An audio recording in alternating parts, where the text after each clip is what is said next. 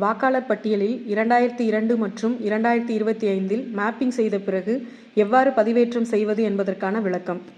முதலாவதாக BLO app அதை open பண்ணணும்.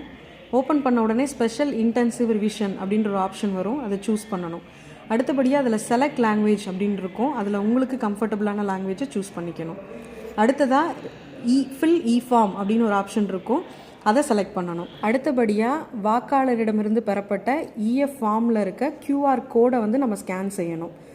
ஒருவேளை ஸ்கேன் ஆகலை அப்படின்னா படிவத்தில் இருக்க ஓட்டர் ID நம்பர் அல்லது எபிக் நம்பர்னு இருக்கும், அதை நம்ம ஃபில் பண்ணி சர்ச் ஆப்ஷனில் இருக்க சர்ச் இதை நம்ம கிளிக் பண்ணணும். அடுத்ததாக ஃபில் ஃபார்ம் அதை சூஸ் பண்ணிங்க அப்படின்னா ஸ்க்ரீன் இந்த மாதிரி டிஸ்பிளே காட்டும். அதில் மேலே இருக்கிறது 2025க்குரியது, கீழே இருக்கிறது 2002க்குரிய வாக்காளரோட விபரம். இதில் கீழே இருக்கிறதுல பார்த்தீங்க அப்படின்னா பால்பாண்டி, அப்பா பேர் சுப்பையா அப்படின்னு இருக்கும். இதே மாதிரி தமிழ்நாட்டில் இதே பேரில் இருக்க எல்லாமே நமக்கு சர்ச் பண்ணுறப்ப டிஸ்பிளே ஆகும்.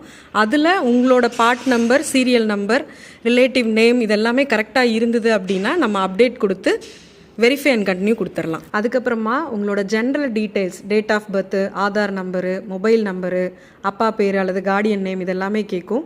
இதில் ஸ்டார் ஆப்ஷன் இருக்கிறது நம்ம கண்டிப்பாக ஃபில் பண்ணணும். டேட் ஆஃப் பர்த் கரெக்டாக இருக்கா அப்படின்றத நம்ம செக் பண்ணிக்கணும். அதில் கரெக்ஷன் இருந்தது அப்படின்னா நம்ம எடிட் பண்ணி கரெக்ட் பண்ணிக்கலாம். அதுக்கப்புறமா அம்மாவோட பேர் நம்ம ஃபில் பண்ணணும். அடுத்ததாக உங்களுக்கு மேரேஜ் ஆகிடுச்சு அப்படின்னா உங்களோட கணவன் அல்லது மனைவி பேரை நம்ம ஃபில் பண்ணணும். அப்படியே கீழே வந்தீங்க அப்படின்னா அப்லோட் அண்ட் ஃபோட்டோன்னு இருக்கும். அதில் அப்லோட் பேஜ் 1ல் வாக்காளர்கிட்டேருந்து வாங்கின ஃபார்மில் உங்கள் கையெழுத்து, வாக்காளர் கையெழுத்து இருக்கா அப்படின்றத செக் பண்ணிவிட்டு அப்லோட் செஞ்சிடணும். அப்லோட் 2ல் ஆதார், வேறு ஏதாவது டாக்குமெண்ட்ஸ் இருந்தது அப்படின்னா அதை அப்லோட் பண்ணிக்கலாம். அடுத்ததாக ஃபோட்டோஸ் இருந்தது அப்படின்னா ரீசன்ட் ஃபோட்டோஸ் அதை நம்ம அப்டேட் செஞ்சுக்கலாம். ஃபைனலாக சப்மிட் கொடுக்கறதுக்கு முன்னாடி நம்ம ஃபில் பண்ணியிருக்க டீட்டெயில்ஸ் எல்லாமே கரெக்டாக இருக்கா அப்படின்றத ஒரு தடவை செக் பண்ணிவிட்டு சப்மிட் ஆப்ஷன் கொடுத்துடலாம்.